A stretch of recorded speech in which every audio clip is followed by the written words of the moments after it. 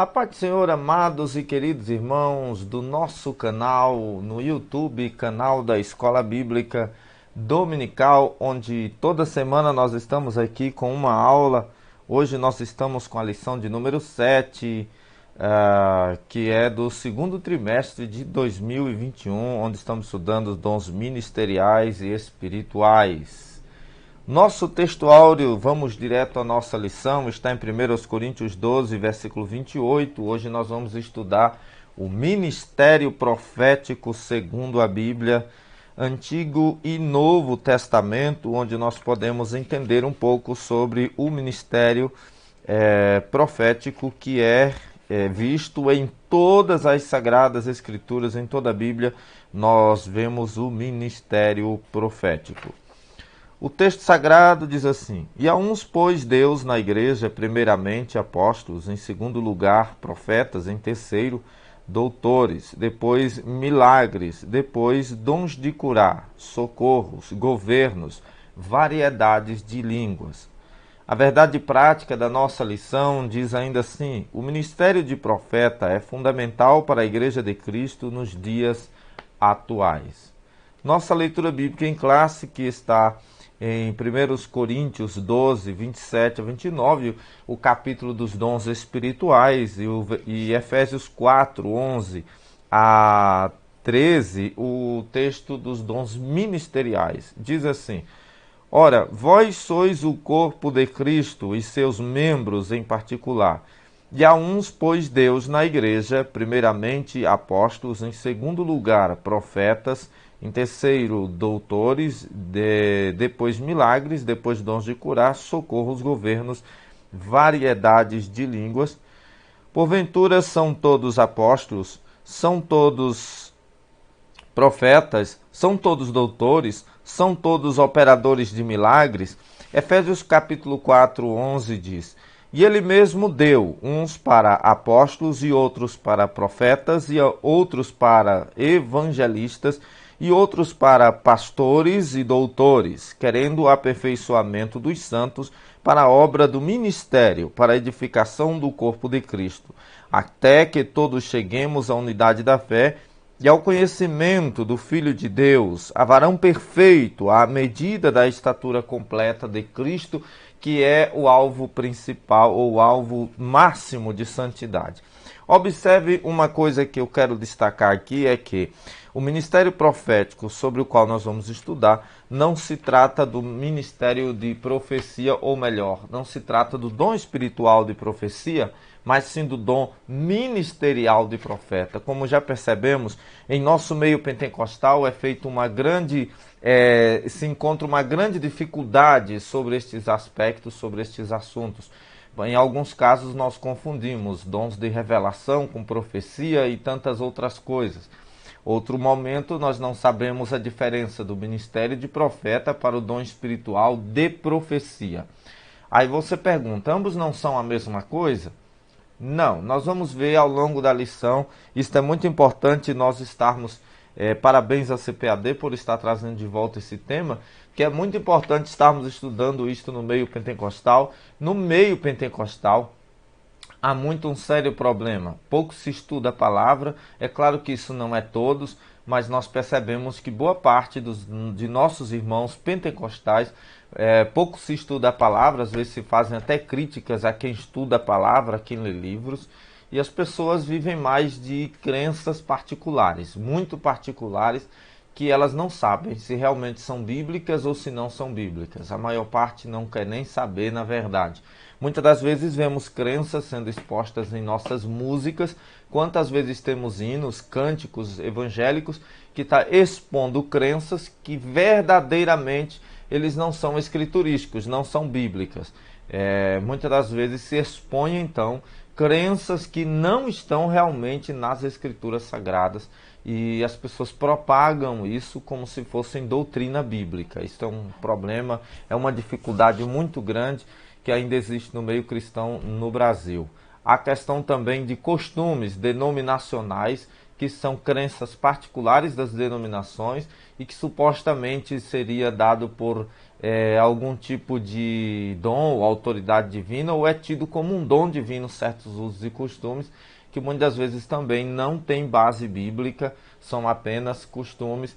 Claro, há costumes que são muito importantes na igreja, há muitos usos e costumes que são úteis para a unidade da igreja e para a conservação da essência da denominação, como sua tradição e às vezes até mesmo como igreja na sociedade atual, pois a sociedade se modifica e às vezes se modifica para o mal e não sempre para o bem. Então, quando para o mal, a igreja não precisa e não deve acompanhar essas mudanças. Modernizar sim, mundanizar nunca, já diz alguém.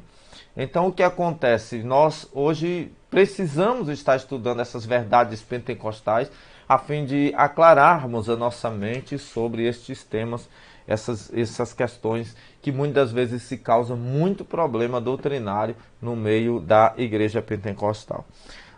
Os objetivos da nossa lição é que após esta aula você esteja apto a descrever a função do profeta no Antigo Testamento, a compreender o ofício do profeta no Novo Testamento e também discernir o verdadeiro falso profeta, o verdadeiro do falso profeta. Qual a diferença entre o profeta verdadeiro e o profeta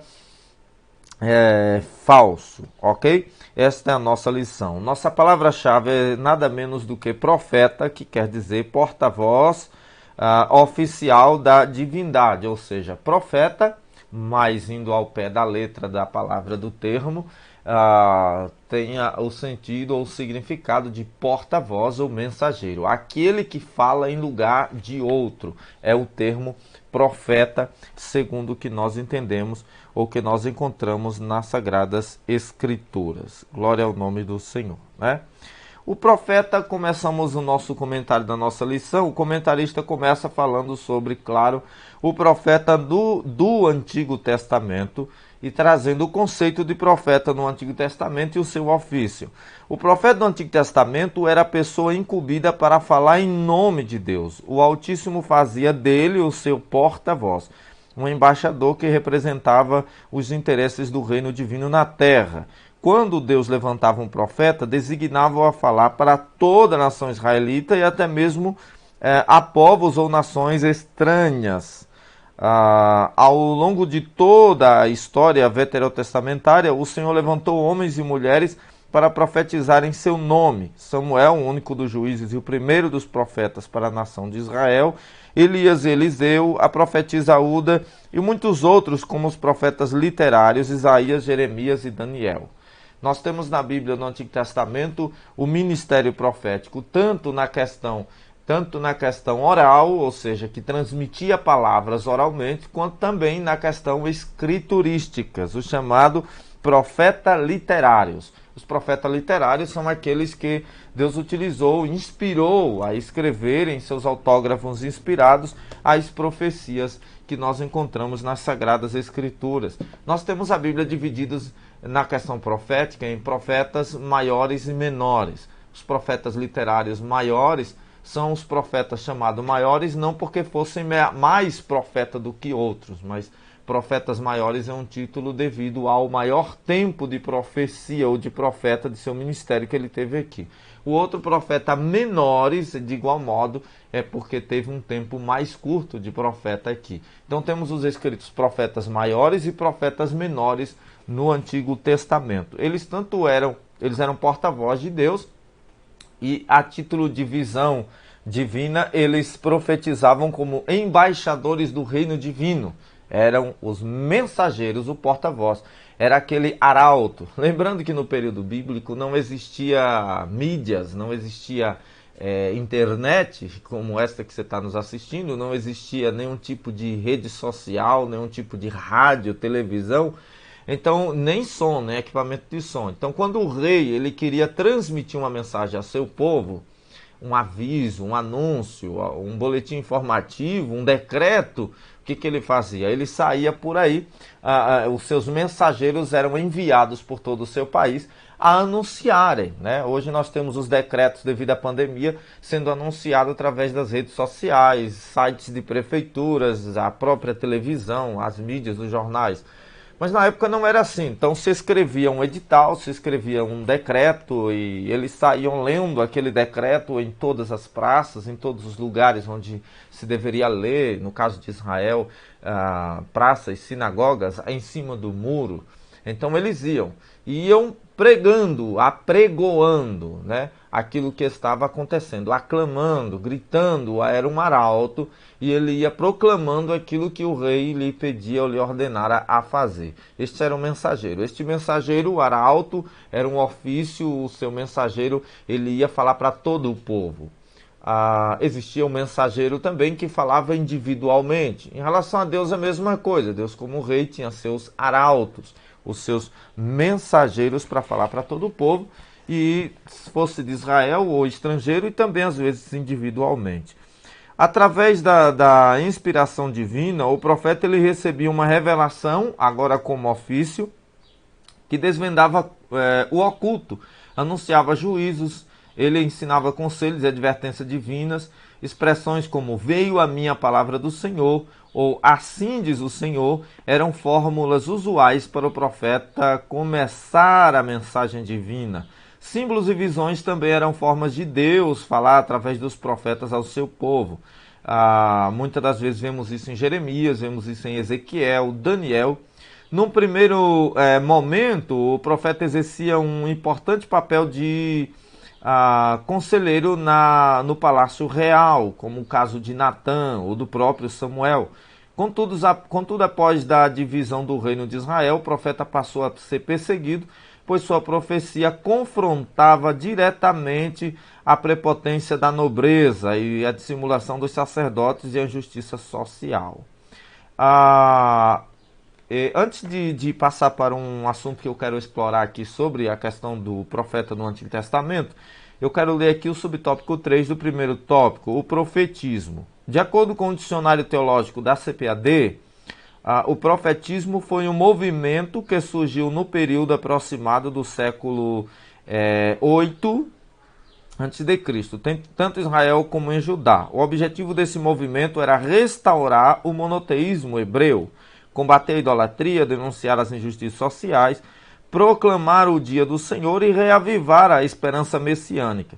Foi nesse tempo que os verdadeiros profetas em Israel foram cruelmente surrados, presos e mortos. Isso se trata de uma perseguição. Os profetas do Antigo Testamento, então, eles falavam em nome de Deus, em primeiro lugar para a nação de Israel e em segundo para povos estrangeiros. Deixa eu dizer uma coisa que também é muito importante. Aqueles que dizem ser profeta hoje, eles só pensam no dom espiritual de profeta que já estudamos antes. Mas o dom espiritual de profeta, ou melhor, o profeta do período bíblico não era apenas este. Era também um ministério, não apenas um dom espiritual isolado a algumas pessoas. Outra questão sobre a questão do profeta é que é muito comum ver nas escrituras o termo escola de profetas. Exatamente, uma escola. Escola é o quê? Lugar de estudo. O que eles estudavam? Eles estudavam a lei do Senhor, eles aprendiam com outros mestres, eles eram discípulos dos profetas mais, digamos, desenvolvidos, ou seja, dos seus mestres, seus rabinos na lei. Ou seja, para se ter um ministério profético eficaz, segundo as Escrituras, era necessário se ter um conhecimento bíblico muito bem estabelecido. Era necessário se estudar. O apóstolo Paulo, quando estava preso, por exemplo, ele é apóstolo, mas ele diz assim, trazei, mas também tem um ministério de profeta, ele apregoava as Escrituras, e ele diz assim para um de seus auxiliares, trazei os pergaminhos, né? E trazei também os livros, ele fazendo diferença entre os textos sagrados e outros livros junto ao texto sagrado, ou que serviam para estudar o texto sagrado. Hoje nós temos gente que diz que é profeta, mas não vai a culto de ensino, não gosta de escola dominical, prega contra lições dominicais, não gosta de Bíblia de estudo. Eu já conheci pessoas no meio pentecostal que orientava os próprios obreiros, orientando os seus membros a queimarem e jogarem fora Bíblias de estudo. Exatamente. Isto é alguém que desconhece a função do ministério profético segundo as Escrituras. O ministério profético segundo as Escrituras não atuava desta maneira. Muito pelo contrário, o ministério profético, segundo as Escrituras, tinha este profeta o dever de zelar pelo seu ministério, também no ministério da palavra, pois ele também pregava o arrependimento, não apenas transmitia visões. E no Novo Testamento? A importância do termo profeta no Novo Testamento. Como já vimos em Efésios 4:11, que cita os ministérios, são mencionados 5 ministérios que exerciam papéis fundamentais na liderança da igreja primitiva. Apóstolos, profeta, evangelista, pastor e doutor. Não por acaso o termo profeta aparece na segunda posição da lista apresentada em 1 Coríntios 12:28, Efésios 4:11. O profeta é identificado 3 vezes na Epístola aos Efésios como alguém que acompanhava os apóstolos. Observa isso aí, alguém que acompanhava os apóstolos. A Bíblia afirma que os concidadãos dos santos e da família de Deus estão edificados sobre o fundamento dos apóstolos e dos profetas. Efésios 2:19 e 20. Aqui a Bíblia denota a importância do ministério de profeta na liderança da igreja do primeiro século. E agora uma coisa interessante, o ofício do profeta neotestamentário, ou seja, o ministério profético e o ministério do apóstolo andavam constantemente juntos. O que ia entregar, fazer obras missionárias, estava sempre o ministério de profeta ali aparecendo nas Escrituras em segundo lugar. Seu ministério no Novo Testamento, o ministério ou ofício de profeta, ele não consistia em predizer o futuro, adivinhar ou apresentar ou ficar de fora, ou ficar fora de si. Não. De acordo com o comentário bíblico pentecostal do Novo Testamento, que é uma dica que eu dou aqui para vocês, eu tenho ele aqui, e aliás deve ser a 8ª maravilha do mundo, né? Porque é o comentário bíblico, né? Fica aqui a dica para vocês. Então, queridos, de acordo com este comentário bíblico que nós estamos citando, minha lição tem a capa diferente, mas o conteúdo é o mesmo, tá? É porque a CPAD repetiu, né? Então, de acordo com esse comentário bíblico, o profeta neotestamentário era dotado por Deus para receber e mediar diretamente a palavra do Altíssimo, apesar de ele algumas vezes predizer o futuro, conforme instrui-nos a Bíblia de Estudo Pentecostal. Seu ofício consiste em proclamar, ele é uma extensão da Bíblia Pentecostal, proclamar e interpretar a palavra de Deus por vocação divina, com vistas à admoestação, exortação, ânimo, consolação, edificação da igreja. Ou seja, quando você prega o evangelho, você é pregador do evangelho. Nós que estamos aqui também através da internet, constantemente interpretando as Escrituras, ensinando as santas letras para você com amor, temor e tremor, nós também estamos exercendo este ministério, porque o ministério de profecia, de profeta, não era apenas isto, não era apenas transmitir visões, né, individuais. Era dever do profeta do Novo Testamento, assim como para o do Antigo Testamento, desmascarar o pecado, proclamar a justiça, advertir do juízo vindouro e combater o mundanismo e frieza espiritual entre o povo de Deus. Por causa da mensagem de justiça que o profeta apresenta em tempos de apostasia e confusão espiritual, inclusive na igreja, não há outro jeito. Ele fatalmente será rejeitado e perseguido por muitos. Mas pode ter certeza, se você passar a se dedicar mais às Escrituras, a falar mais de Bíblia do que de emoção, a transmitir o Evangelho acima de qualquer outro tipo de argumentação de sentimentos pessoais, você vai ser mais perseguido. Você tem 2 escolhas. Ou você segue o curso do rio que muitos seguem, ou você vai na contramão para ser aquilo que realmente a Bíblia fala sobre o ministério. E aí? O objetivo do dom ministerial de profeta qual era? A função do profeta do Novo Testamento é apresentada por Paulo no mesmo bloco de versículos em que ele menciona os 5 ministérios em Efésios 4:11 a 16. Ou seja, o profeta é chamado por Deus a levar a Igreja de Cristo a uma plena maturidade cristã, pois como organismo vivo, a Igreja, o corpo de Cristo, deve desenvolver-se para a edificação em amor. Para que isso aconteça e seja uma realidade, os profetas do Senhor devem desempenhar suas funções capacitados e dirigidos pelo Espírito Santo. Então os profetas em o Novo Testamento, eles desempenhavam um importante papel de liderança nas igrejas locais, né? Então ele não era apenas aquele que nós estamos, quando nós falamos profeta, a gente pensa no camarada que entrega revelações com o dom espiritual de profecia que já falamos. Mas o ministério profético é além disso. Discernindo o verdadeiro profeta do falso. Como discernir? As diferenças estão, primeiro, há uma diferença entre a simplicidade, a diferença na questão do comportamento dele, ou seja, simplicidade versus arrogância. Um falso profeta, ele costuma chamar a atenção para si. O falso profeta, ele costuma se declarar à frente de tudo, ele quer o foco para si. Enquanto que o verdadeiro profeta é como João Batista. É necessário que ele cresça e que eu diminua. Então são duas características do verdadeiro profeta. São a simplicidade e o amor. Esses dois andam juntos. A simplicidade e o amor. Não há uma exaltação, não há uma arrogância no verdadeiro profeta de modo algum. Nós nos lembramos, por exemplo, de Jeremias, de Oséias e do próprio Senhor Jesus, que também um dos seus ofícios foi o ministério profético, né?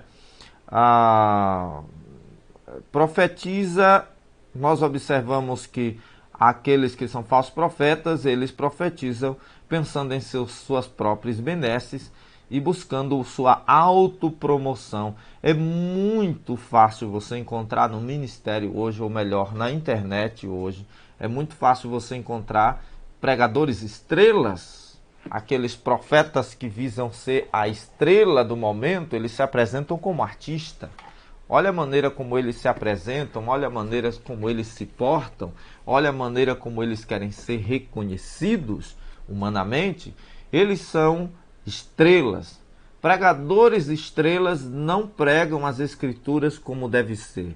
E eles são sempre arrogantes, que é o contrário da simplicidade. Também, segundo as escrituras, nós conhecemos os profetas pelos frutos conhecereis. É uma advertência que Jesus fez para os discípulos, foi acerca da precaução com os falsos profetas.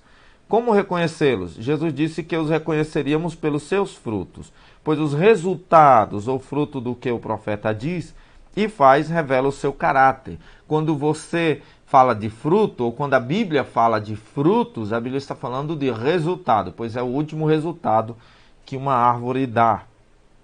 Como é que é os frutos desse profeta, né? Então nós precisamos estar atento a isso. Ainda sobre o falso profeta, nós encontramos, apesar de o falso profeta ser arrogante, iníquo, ele fala com grande eloquência. Isso basta para que ele seja tido como verdadeiro na obra. Assim diz o Senhor, é um livro de John Bevere, que é muito interessante sobre o assunto, que diz que falsos profetas são aqueles que ministram em nome de Jesus nas nossas igrejas e conferências, os que partem o coração do justo. Embora o ministério seja apresentado em nome de Jesus, não é desempenhado pelo seu Espírito. Não tenha medo, na autoridade do Espírito de Deus, acautele-se dos falsos profetas, seja prudente. E vou te dizer uma coisa, recentemente saiu aqui na internet um pregador que ficou muito famoso, contando um testemunho que teria sido... Já apareceu vários assim, né? Mas que, por exemplo, é muito comum também cantores que deixam de fazer sucesso no mundo, aí eles vêm para o meio cristão, gravam CD gospel, e quando eles gravam CD gospel, eles começam a ganhar dinheiro com aquilo dali, mas o intuito, percebe-se que era apenas isso. Logo que passa o sucesso, eles retornam ao mundo para fazer o que faziam antes no mundo, quer dizer, não nasceu de novo, nunca houve evangelho, ele nunca teve o evangelho nas suas vidas. Em relação a pregadores, recentemente teve o caso de um muito famoso, não vou citar o nome aqui, mas ele ficou muito famoso, contava um suposto testemunho, afirmava ter participado de crime com uma banda acho que de rap aí, nacional, e depois os próprios artistas daquela banda mundana acabou dizendo que era mentira, que era falso, desmascarou falso, e ele desapareceu, não sei nem se ainda vive. O fato é que muitas igrejas, grandes denominações, grandes catedrais, grandes igrejas, pagaram milhares de dinheiro para que ele participasse de conferências, pregasse, expusesse as escrituras e o seu testemunho. Ele tinha tudo para ser, tudo menos a verdade, que é tudo na vida de um profeta. E claro que a máscara caiu.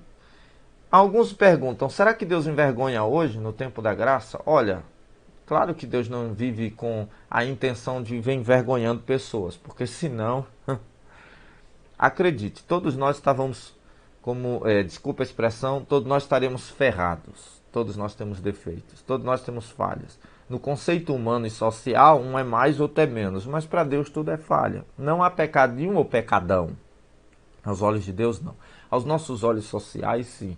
Nosso olhar da sociedade, nosso olhar civilizado, digamos, entre hoje, nós entendemos o que é politicamente correto e o que é politicamente incorreto. Então julgamos isto. Mas o nosso Deus enquadra pecado como pecado, degradação humana. Para Deus, tanto faz o homem que se corrompe com 5 reais ou 5 milhões. É a mesma coisa. Tudo é corrupção, tudo é pecado. Mas, enfim, iniquidade é iniquidade aos olhos de Deus. Será que Deus ainda envergonha? Ora, olha, Deus certamente, se necessário, Deus fará, como fez com Ananias e Safira. Deus poderá fazer sim, hoje em dia, muito disso.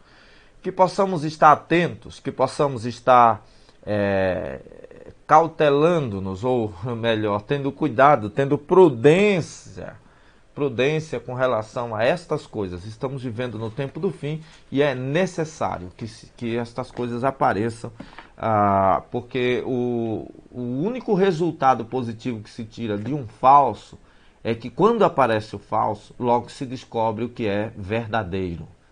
Pois se não houver o falso, não há como saber o que é verdadeiro. Nós só descobrimos o que algo é verdadeiro ou não quando o falso aparece. Então, descobrimos a diferença entre o falso e o verdadeiro. Se um desses volumes fosse uma cópia idêntica, se eu copiasse, pirateasse uma obra dessa, plagiasse, houvesse uma cópia, talvez comparar com o verdadeiro pudesse demonstrar qual deles é o verdadeiro. Claro que aqui a obra é autêntica, mas qual deles seria o verdadeiro? Só seria possível fazer essa comparação se tivéssemos o verdadeiro para comparar com o falso. Então isso ocorre, isso acontece, é misto que isso aconteça, mas Deus está no controle e as portas do inferno não prevalecerão contra a igreja. Não porque ela vem contra a igreja, mas porque a igreja vai contra ela e ela não prevalece. Que Deus continue abençoando sua vida. Espero ter mais uma vez sido útil para a tua vida espiritual e para a sua aula como professor de escola dominical e você como aluno. Deus abençoe, se inscreve no canal, deixa o joinha. Vai também para o canal Movimento Pentecostal. Espero ler e responder o seu comentário aí abaixo. Deus abençoe.